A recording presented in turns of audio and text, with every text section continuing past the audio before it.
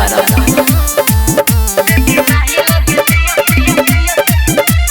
Music by सुगम राजा।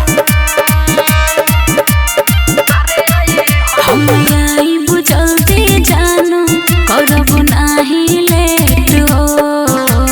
मंदिर के gate पर सोना होई जाई भेंट हो। सही कहता रहा। हम आई बुझलते जानो करब नाही लेट हो। सुनो मंदिर के गेट पर सोना होई जाई भेंट हो।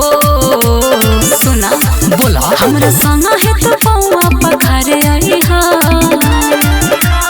अरे आई हो नदी पारे आई हो देवी नहीं लगे दिया संगे बारे आई हो। अच्छा देवी नहीं लगे दिया सोना बारे आई हो। ठीक बा।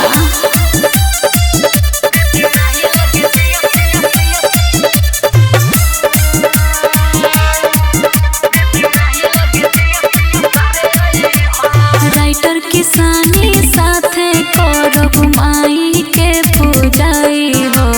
माई के दर्शन करा के मेला दे हो घुमाई हो।